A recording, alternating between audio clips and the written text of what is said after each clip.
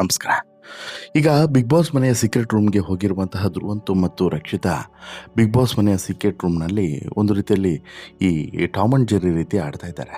ಒಬ್ರಿಗೊಬ್ರು ಆಗಾಗ ಕಾಲೆಳೆಯುವಂಥದ್ದು, ಗಲಾಟೆ ಮಾಡ್ಕೊಳ್ಳುವಂಥದ್ದು, ನಂತರ ಚೆನ್ನಾಗಿ ಮಾತನಾಡೋದು, ಒಂಥರ ವಿಚಿತ್ರವಾಗಿ ವರ್ತನೆ ಮಾಡ್ತಿದ್ದಾರೆ.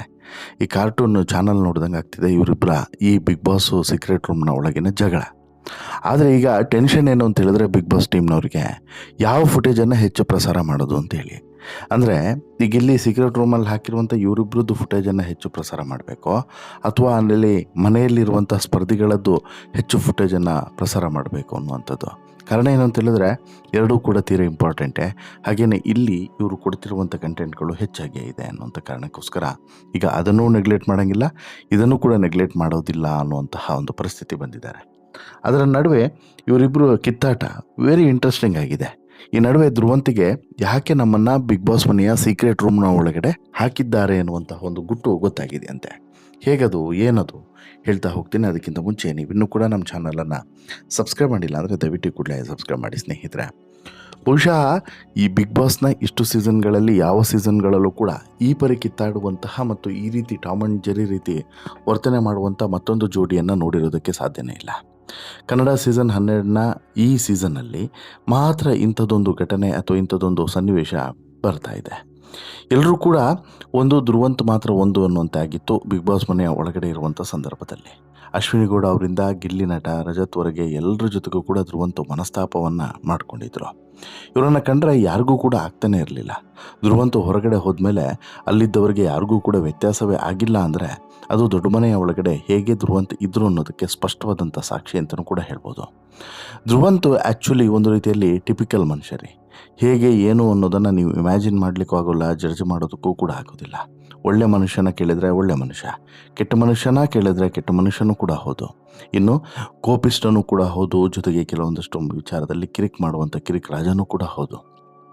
ಅಶ್ವಿನಿ ಗೌಡ ಜೊತೆಗೆ ಧ್ರುವಂತ್ ಯಾವಾಗ ಚೆನ್ನಾಗಿರ್ತಾರೋ ಇರೋದಿಲ್ವೋ ಅನ್ನೋಂಥದ್ದು ವೀಕ್ಷಕರಿಗೆ ಇನ್ನೂ ಕೂಡ ಅರ್ಥವಾಗಿಲ್ಲ.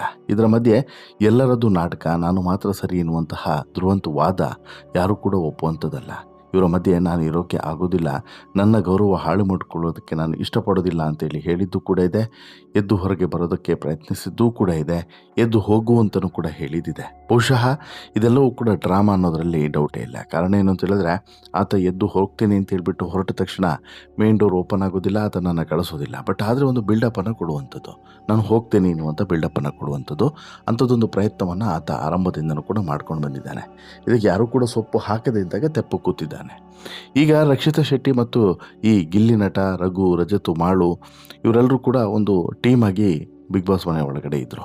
ಹಾಗಂದ ಮಾತ್ರಕ್ಕೆ ರಕ್ಷಿತಾ ಶೆಟ್ಟಿ ಇವ್ರು ಯಾರಿಗೂ ಕೂಡ ಬ್ಯಾಕ್ಫೈರನ್ನು ಮಾಡೇ ಇಲ್ವಾ ಅಥವಾ ಬೆನ್ನಿಗೆ ಚೂರಿ ಹಾಕೇ ಇಲ್ವಾ ಅಂತೇಳಿ ಕೇಳಿದ್ರೆ ಎಲ್ಲರಿಗೂ ಕೂಡ ಹಾಕಿದ್ದಾಳೆ. ಆರಂಭದಲ್ಲಿ ಮಾಳುಗೆ ಹಾಕಿದ್ಲು, ಅದಾದ ಬಳಿಕ ರಘುಗೆ ಹಾಕಿದ್ಲು, ಅದಾದ ಬಳಿಕ ಗಿಲ್ಲಿಗೆ ಹಾಕಿದ್ಲು, ಅದಾದ ಬಳಿಕ ರಜತ್ಗೂ ಹಾಕಿದ್ದಾಳೆ. ಈ ರೀತಿ ಎಲ್ಲರಿಗೂ ಕೂಡ ಬೆನ್ನಿಗೆ ಚೂರಿ ಹಾಕುವಂಥ ಕೆಲಸವನ್ನು ಮಾಡ್ಕೊಂಡು ಬಂದಿದ್ರೂ ಕೂಡ ಆಕೆಯ ಕೆಲವೊಂದಷ್ಟು ಮಾತುಗಳನ್ನು ಇವರು ಒಪ್ತಾರೆ. ಒಳ್ಳೆಯ ಬಾಂಧವ್ಯ ಸೃಷ್ಟಿ ಮಾಡಿಕೊಂಡಿರುವಂಥ ರಕ್ಷಿತಾ ಶೆಟ್ಟಿ ಧನುಷ್ ಗೌಡ, ಸೂರಜ್ ಜೊತೆ ಆಗಾಗ ಸಮಯವನ್ನು ಕೂಡ ಕಳೀತಾ ಇದ್ರು. ಆದರೆ ಕಾವ್ಯ, ಸ್ಪಂದನ ಸೋಮಣ್ಣ ಜೊತೆಗೆ ಮಾತ್ರ ಈ ರಕ್ಷಿತಾ ಎಲ್ಲೋ ಒಂದು ಕಡೆ ಅಂತರವನ್ನು ಕಾಪಾಡಿಕೊಂಡು ಬಂದಿದ್ದಿದೆ. ಇವರಿಬ್ಬರಿಗೂ ಕೂಡ, ಯಾರಿಗೆ ಕಾವ್ಯಗೆ ಮತ್ತು ಸ್ಪಂದನ ಸೋಮಣ್ಣಗೆ ರಕ್ಷಿತಾ ಫೇಕ್ ಅಂತ ಹೇಳಿ ಅನಿಸಿದ್ದು ಇವತ್ತಿಗೂ ಕೂಡ ಹಾಗೆ ಮುಂದುವರೆದಿದೆ. ಇನ್ನು ರಕ್ಷಿತಾ ಶೆಟ್ಟಿ ಹೇಳಿದ್ದು ಧ್ರುವಂತಿಗೆ ಇಷ್ಟವೇ ಆಗ್ತಿಲ್ಲ. ಪರಿಣಾಮ ಬಿಗ್ ಬಾಸ್ ಮನೆಯ ಈ ಸೀಕ್ರೆಟ್ ರೂಮ್ನ ಫುಟೇಜ್ ಇದೆಯಲ್ಲ, ಇದೇ ಹೆವಿ ಫುಟೇಜ್ ಆಗಿ ಹೋಗಿದೆ. ಕಾರಣ ಏನು ಅಂತ ಹೇಳಿದ್ರೆ ಇವರಿಬ್ಬರನ್ನು ನೋಡಿದಾಗ ಟಾಮ್ ಆ್ಯಂಡ್ ಜೆರ್ರಿಯನ್ನು ನೋಡ್ದಂಗೆ ಆಗುತ್ತೆ ಬಿಗ್ ಬಾಸ್ ಮನೆಯ ಈ ಸೀಕ್ರೆಟ್ ರೂಮ್ನಲ್ಲಿ. ರಕ್ಷಿತಾ ಶೆಟ್ಟಿ ಹೇಳಿದ್ದು ಧ್ರುವಂತಿಗೆ ಇಷ್ಟ ಆಗೋದಿಲ್ಲ. ರಕ್ಷಿತಾಳನ್ನು ಬಿಗ್ ಬಾಸ್ ಮನೆಯ ಕೆಲವರು ಮಿಸ್ ಮಾಡ್ಕೊಳ್ತಿರೋದು ಧ್ರುವಂತಿಗೆ ಬೇಸರವನ್ನು ತರಿಸಿದ್ರೆ, ಇನ್ನು ಈ ಧ್ರುವಂತ್ ಹೇಳೋದು ರಕ್ಷಿತಾ ಶೆಟ್ಟಿಗೆ ಇಷ್ಟ ಆಗೋದಿಲ್ಲ. ನಿನ್ನ ಜನರು ನಿನ್ನಂಥವರೇ, ನಿನ್ನನ್ನು ಮಿಸ್ ಮಾಡಿಕೊಳ್ಳೋರು ನಿನ್ನಂಥವರೇ, ಈ ರೀತಿಯಾದಂಥ ಮಾತುಗಳು ಕೂಡ ಹೇಳಿ ಭಾರಿ ವಿವಾದವನ್ನು ಕೂಡ ಮೈಮೇಲೆ ಹೇಳ್ಕೊಂಡಿದ್ದಂತಹ ಧ್ರುವಂತು ಇನ್ನಷ್ಟು ವಿಚಾರಗಳನ್ನು ಕೂಡ ಈಗ ಮಾತನಾಡಿದ್ದಾನೆ. ಏನದು, ರಕ್ಷಿತಾ ಶೆಟ್ಟಿ ಫೇಕು, ಕನ್ನಡ ಬಂದರೂ ಕೂಡ ಬರೋದಿಲ್ಲ ಅಂತೇಳಿ ನಾಟಕ ಮಾಡ್ತಾಳೆ. ಧ್ರುವಂತು ಸಾಕಷ್ಟು ಬಾರಿ ಈ ವಾದವನ್ನು ಮಾಡಿದ್ದಾನೆ. ಧ್ರುವಂತನ ಕಂಡ್ರೆ ರಕ್ಷಿತಗೂ ಕೂಡ ಇಷ್ಟ ಆಗೋದಿಲ್ಲ. ಯಾಕಂತ ಹೇಳಿದ್ರೆ ಡಬಲ್ ಸ್ಟ್ಯಾಂಡರ್ಡ್ ಆತನದ್ದು. ಈಗ ಮಾತಾಡ್ದಂಗೆ ಇನ್ನೊಂದು ಸ್ವಲ್ಪದಿಗೆ ಮಾತನಾಡೋದಿಲ್ಲ, ಜೊತೆಗೆ ಮಾತು ಖಡಕ್ಕಾಗಿ ಇಲ್ಲ ಅನ್ನುವಂಥದ್ದು ಬೇಸರ. ಇನ್ನು ಬಿಗ್ ಬಾಸ್ ಮನೆಯಲ್ಲಿ ಸೀಕ್ರೆಟ್ ರೂಮ್ನಲ್ಲಿ ಧ್ರುವಂತ್ ಮತ್ತು ರಕ್ಷಿತಾ ಶೆಟ್ಟಿ ಅವರು ಜಗಳ ಆಡಿಕೊಂಡೇ ದಿನವನ್ನು ಕಳೀತಾ ಇದ್ದಾರೆ. ಧ್ರುವಂತ್ ಏನೇ ಹೇಳಿದ್ರು ಕೂಡ ಅದಕ್ಕೆ ರಕ್ಷಿತಾ ಅಸಮಾಧಾನವಾಗಿ ಒಂದು ರೀತಿಯಲ್ಲಿ ವರ್ತನೆಯನ್ನು ಮಾಡ್ತಿರುವಂಥದ್ದು ಮತ್ತು ಅರ್ಥ ಮಾಡಿಕೊಳ್ಳದೇ ಇರುವಂಥದ್ದು, ಇನ್ನೇನೇನೋ ಮಾತನಾಡುವಂಥದ್ದು, ಇವೆಲ್ಲವೂ ಕೂಡ ಇಬ್ಬರ ನಡುವೆ ಕಿರಿಕಾಗೋದಕ್ಕೆ ಕಾರಣವಾಗಿದೆ.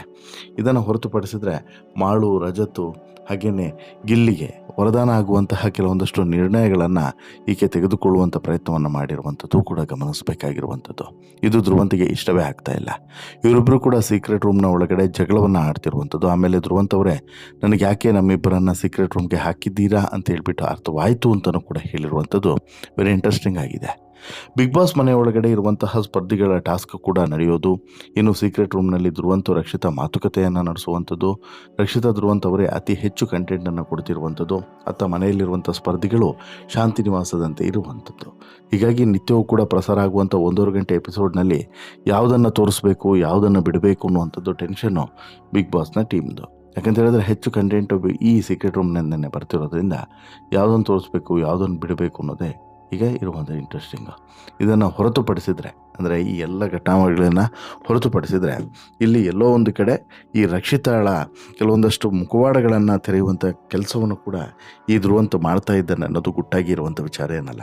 ಅಂದರೆ ರಕ್ಷಿತಾ ಹೇಗೆ ಅಂತ ಹೇಳಿದ್ರೆ ತನ್ನ ಟೀಮ್ನವರಿಗೆ ಏನೋ ಒಂದು ಸಪೋರ್ಟ್ ಆಗಬೇಕು. ಈಗ ಫಾರ್ ಎಕ್ಸಾಂಪಲ್ಲು ಕ್ಯಾಪ್ಟನ್ಸಿ ಟಾಸ್ಕ್ನಲ್ಲೂ ನೋಡಿ ಹೇಗೆ ಅಂತ ಹೇಳಿದ್ರೆ ಕಾವ್ಯಗೆ ಇಲ್ಲಿ ಸಹಾಯ ಆಗಬಾರ್ದು ಅನ್ನೋದು ರಕ್ಷಿತಾ ಲೆಕ್ಕಾಚಾರ ಆಗಿದ್ದರೆ ಮಾಳುಗೆ ಸಹಾಯ ಆಗಬೇಕು ಅನ್ನೋದು ಈಕೆ ಲೆಕ್ಕಾಚಾರ ಆಗಿತ್ತು. ಬಟ್ಟು ಇಲ್ಲಿ ಉಲ್ಟಾಗಿದೆ ಎಲ್ಲಿ ಅಂತೇಳಿ ಕೇಳಿದ್ರೆ ಧ್ರುವಂತ್ ತೆಗೆದುಕೊಂಡಂಥ ನಿರ್ಣಯ. ಕಾವ್ಯಗೆ ಒಳ್ಳೆ ಟೀಮನ್ನು ಧ್ರುವಂತ್ ಮಾಡಿಕೊಟ್ರೆ ಇಲ್ಲಿ ಮಾಳುಗೆ ಅಂತಹ ಒಳ್ಳೆ ಟೀಮನ್ನು ಮಾಡುವಲ್ಲಿ ಇವರು ಹಿಂದೇಟನ ಆಗ್ತಾರೆ. ಬಟ್ ರಕ್ಷಿತಾಗೆ ಇಲ್ಲಿ ಮಾಳು ಕ್ಯಾಪ್ಟನ್ಸಿ ಟಾಸ್ಕಿಗೆ ಹೋಗಬೇಕು, ಗೆಲ್ಲಬೇಕು ಅಂತೇಳಿತ್ತು. ಬಟ್ ಮಾಳು ಗೆಲ್ಲಬೇಕು ಅನ್ನೋದು ಧ್ರುವಂತಿಗೆ ಇರಲಿಲ್ಲ. ಹೀಗಾಗಿ ಎಲ್ಲೋ ಒಂದು ಕಡೆ ಇದು ಮುಳುವಾಯಿತು ಅಂತಲೂ ಕೂಡ ಹೇಳ್ಬೋದು. ಇಂತಹ ಕೇವಲ ಒಂದು ಅಂತಲ್ಲ, ಇಂತಹ ಸಾಕಷ್ಟು ನಿರ್ಧಾರಗಳು ಕೂಡ ಗೊಂದಲಮಯವಾಗಿಯೇ ಇತ್ತು. ಅಂದರೆ ಕರೆಕ್ಟ್ ಕ್ಲಾರಿಟಿಯಾಗಿ ಈ ಟೀಮನ್ನು ಒಂದು ರೀತಿಯಲ್ಲಿ ರೆಡಿ ಮಾಡುವಂತಹ ಜವಾಬ್ದಾರಿಯನ್ನು ಕೊಟ್ಟಿದ್ದರೂ ಕೂಡ ಅದನ್ನು ನಿಭಾಯಿಸುವಲ್ಲಿ ಈ ಧ್ರುವಂತ್ ಮತ್ತು ರಕ್ಷಿತಾ ಸೋತರು ಅಂತಲೂ ಕೂಡ ಹೇಳ್ಬೋದು. ಇನ್ನು ರಕ್ಷಿತಾದ ದೊಡ್ಡ ನೆಗೆಟಿವ್ ಏನು ಅಂತ ಹೇಳಿದರೆ ಏನು ಹೇಳಿದರೂ ಕೂಡ ಕೇಳುವಂತಹ ಮನಸ್ಥಿತಿಯನ್ನು ಆಕೆ ಬೆಳೆಸ್ಕೊಂಡೇ ಇಲ್ಲ. ಆಕೆ ಹೇಳಿದ್ದೇ ಕೇಳಬೇಕು, ಆಕೆ ಇನ್ನೊಬ್ಬರು ಹೇಳಿದ್ದನ್ನು ಕೇಳುವಂತಹ ಮನಸ್ಥಿತಿಯನ್ನು ಬೆಳೆಸ್ಕೊಂಡಿಲ್ಲ. ಇದು ಬಹುಶಃ ಆಕೆಗೆ ಮುಳುವಾದರೂ ಕೂಡ ಅಚ್ಚರಿಯಿಲ್ಲ. ಒಟ್ಟಲ್ಲಿ ಈ ಸೀಕ್ರೆಟ್ ರೂಮ್ನಲ್ಲಿರುವಂತಹ ಧ್ರುವಂತ್ ಮತ್ತು ರಕ್ಷಿತಾ ನಿರಂತರವಾಗಿ ಈ ಟಾಮ್ ಆ್ಯಂಡ್ ಜೆರ್ರಿ ರೀತಿ ಕಿತ್ತಾಡಿಕೊಂಡು ಮಜವನ್ನು ಕೊಡ್ತಿರೋದಂತೂ ಸತ್ಯ.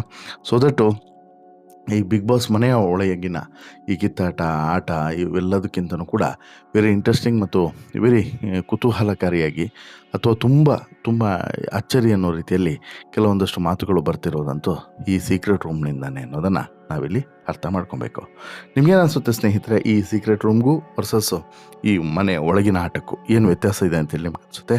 ಮತ್ತು ರಕ್ಷಿತ ತೆಗೆದುಕೊಳ್ಳುವಂಥ ನಿರ್ಧಾರಗಳು ಏಕಪಕ್ಷೀಯ ನಿರ್ಧಾರಗಳಾಗಿರೋದ್ರ ಬಗ್ಗೆ ನಿಮ್ಮ ಅಭಿಪ್ರಾಯ ಏನು? ದಯವಿಟ್ಟು ನಿಮ್ಮ ಅಭಿಪ್ರಾಯವನ್ನು ಕಮೆಂಟ್ ಮಾಡಿ ತಿಳಿಸಿ. ಜೊತೆಗೆ ಈ ಸ್ಟೋರಿ ಇಷ್ಟ ಆಯಿತು ಅಂತ ಹೇಳಿದ್ರೆ ಲೈಕ್ ಮಾಡಿ, ಶೇರ್ ಮಾಡಿ, ಚಾನಲ್ಗೆ ಸಬ್ಸ್ಕ್ರೈಬ್ ಆಗೋದನ್ನು ಮರಿಬೇಡಿ. ಧನ್ಯವಾದ.